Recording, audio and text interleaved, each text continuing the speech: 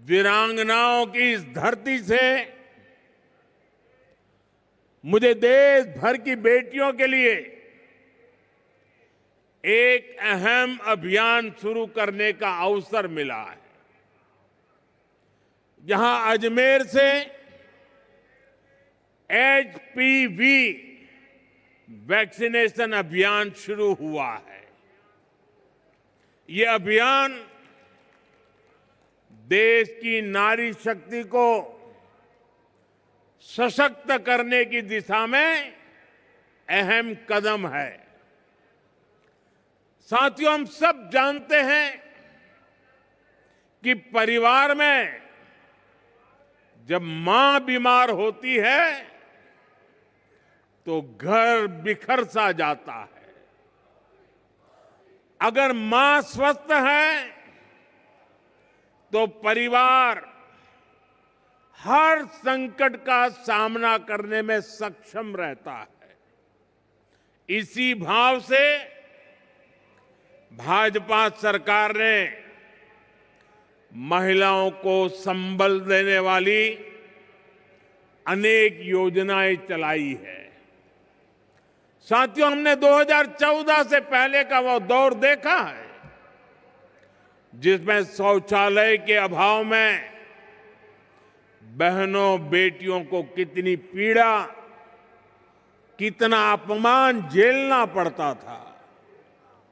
बच्चियां स्कूल छोड़ देती थी क्योंकि वहां अलग टॉयलेट की सुविधा नहीं होती थी। गरीब बेटियां सैनिटरी पैड्स नहीं ले पाती थी।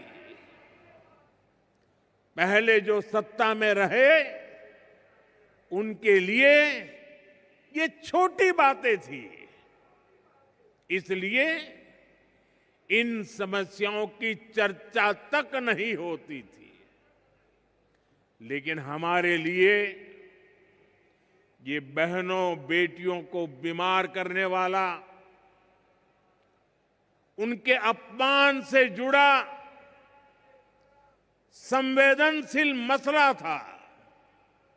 इसलिए हमने इनका मिशन मोड पर समाधान किया।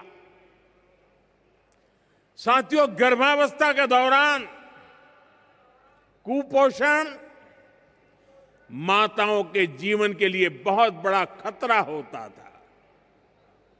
हमने सुरक्षित मातृत्व के लिए योजना चलाई। मां को पोषक आहार मिले, इसके लिए 5,000 रुपया बहनों के खाते में जमा करने की योजना शुरू की। मां धुएं में खांसती रहती थी लेकिन उब तक नहीं करती थी। हमने कहा ये नहीं चलेगा और इसलिए उज्ज्वला गैस योजना बनी। ये सब इसलिए संभव हुआ क्योंकि भाजपा सरकार सत्ता भाव से नहीं, संवेदनशीलता के साथ काम करती है। कांग्रेस के कुशासन को करीब से अनुभव किया है। यहां जितने दिन कांग्रेस की सरकार रही वो भ्रष्टाचार करने और आपसी लड़ाई झगड़े में ही उलझी रही। कांग्रेस ने हमारे किसानों को भी हमेशा धोखा दिया। आप याद कीजिए, कांग्रेस ने दशकों तक सिंचाई की परियोजनाओं को कैसे लटकाए रखा। इसका राजस्थान के किसानों को बहुत अधिक नुकसान हुआ है। ईआरसीपी परियोजना को कांग्रेस की सरकारों ने केवल फाइलों और घोषणाओं में उलझा कर रखा। हमारी सरकार ने आते ही इस स्कीम को फाइलों से निकालकर धरातल पर उतारने का प्रयास किया। साथियों, हमारी सरकार ने नदियों को जोड़ने का अभियान शुरू किया है। उसका बहुत अधिक फायदा राजस्थान को मिलना तय है। संशोधित पार्वती काली सिंध चंबल लिंक परियोजना हो,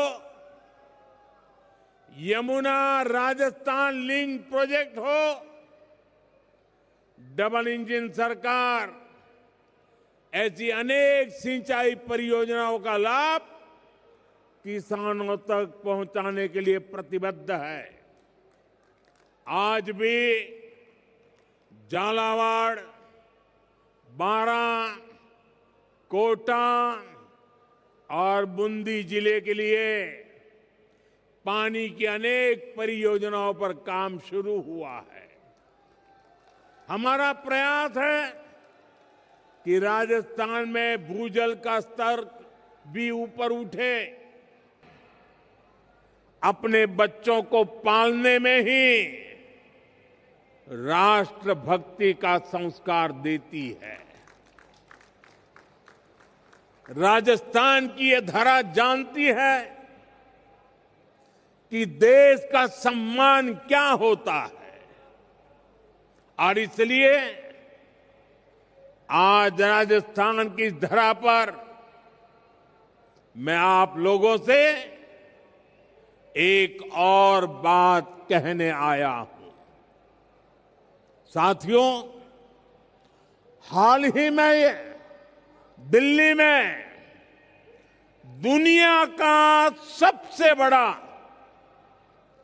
एआई सम्मेलन हुआ, आर्टिफिशियल इंटेलिजेंस।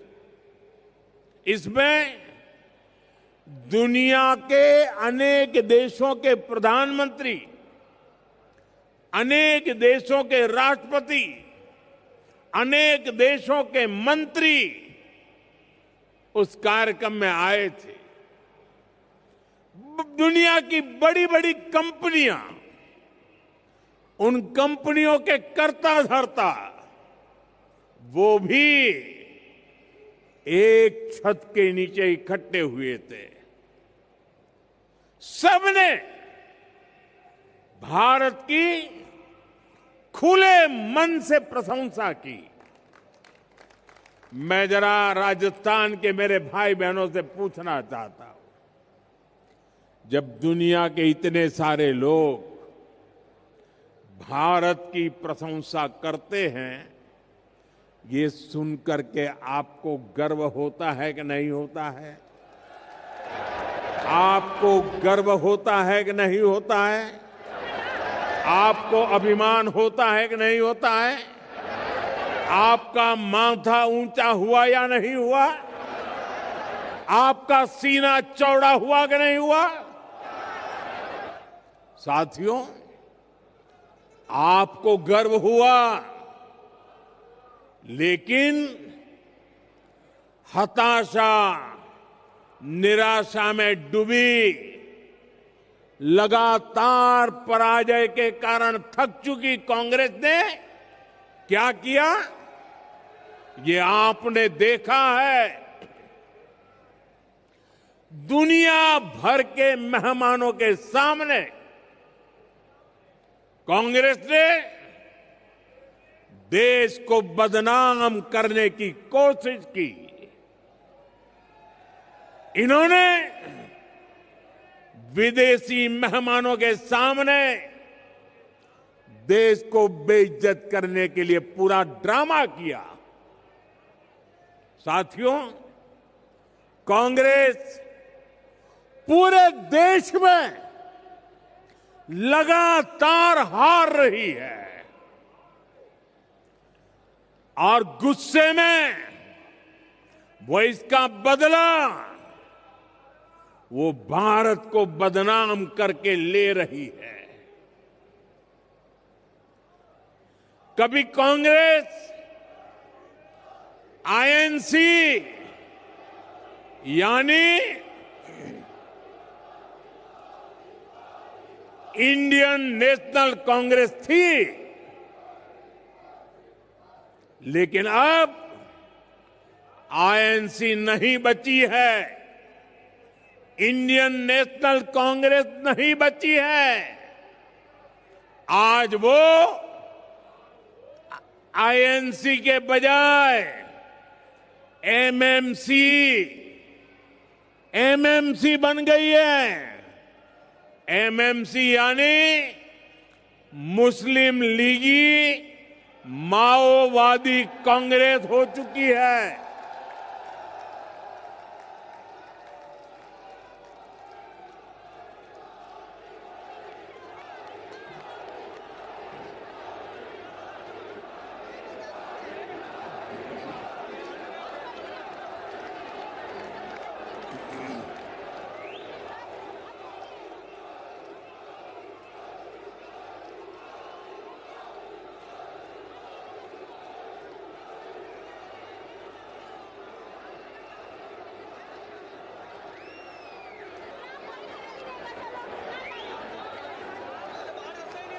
राजस्थान के मेरे वीरों,